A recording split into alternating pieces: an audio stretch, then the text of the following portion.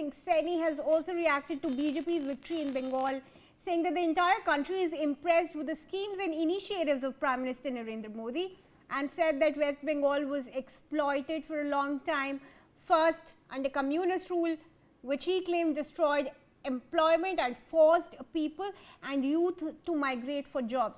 He further alleged that the situation worsened under Mamata Banerjee's government, accusing it of atrocities and politically driven violence.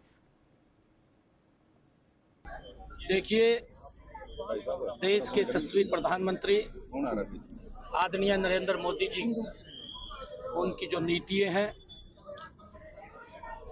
पूरा देश उनकी नीतियों से प्रभावित है।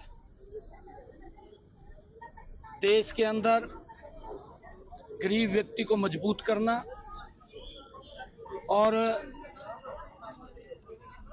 किसान को सशक्त करना, महिलाओं को सशक्त करना, युवाओं के लिए बड़े पद पर रोजगार के साधन खड़े करना, आदरणीय Narendra Modi ji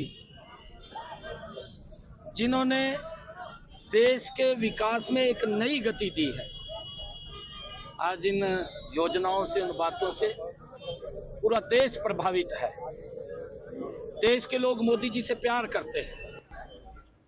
All right, let's go across to Sahil Rukhaya, my colleague who is joining us on this.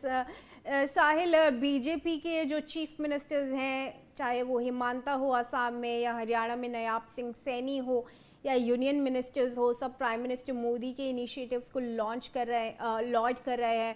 Mamata Banerjee पे अट्रोसिटीज़ के इल्ज़ाम लगा रहे हैं कि उनके रिजीम में विमेन सेफ्टी पे बहुत सवाल खड़े किए गए हैं। अब जब बंगाल बीजेपी के पास चला गया है, क्या कुछ चेंजेस की उम्मीद की जा सकती है और किस नेता को ये चीफ मिनिस्टर बनाने का प्रयास कर सकते हैं? बिल्कुल, हरियाणा के मुख्यमंत्री नायब सिंह सैनी की ओर से एक बड़ा बयान दिया गया है।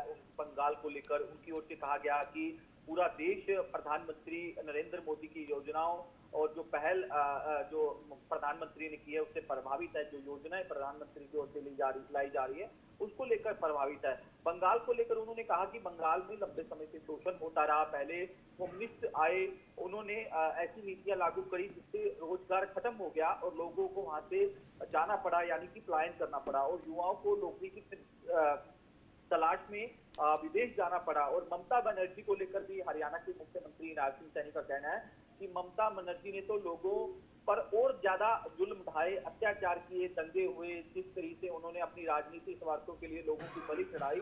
अब बंगाल इन सब चीजों से आजाद है। अब प्रधानमंत्री नरेंद्र मोदी की नेतृत्व में बंगाल में बीजेपी की सरकार बन चुकी है। तमाम नीतियां वहां लागू की जाएगी और लोगों को रोजगार के साधन में मिलेंगे और तमाम तरह की बातें मुख्यमंत्री नायब सिंह सैनी की ओर से की गई है।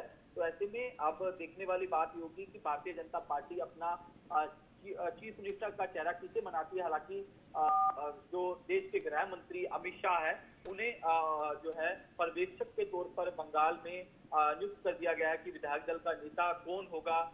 उसको लेकर जो तमाम तैयारियां कर ली गई है। असम को लेकर जो पर्यवेक्षक की लिस्ट निकाल दी गई है, बंगाल को लेकर निकाल दी गई है, पौंडुचेरी को लेकर निकाल दी गई है। तो अब ऐसे में देश के गृह मंत्री जब जाएंगे, मीटिंग होगी पर्यवेक्षक के रूप में, जब वहां बैठेंगे तो विधायक दल का नेता किसे चुना जाता है, ये सबसे बड़ी बात जो है वो होगी। क्योंकि पहली बार कमल जो है वो खिलने जो बंगाल के अंदर जा रहा है, बीजेपी का मुख्यमंत्री का चेहरा जो है वो के अंदर होगा।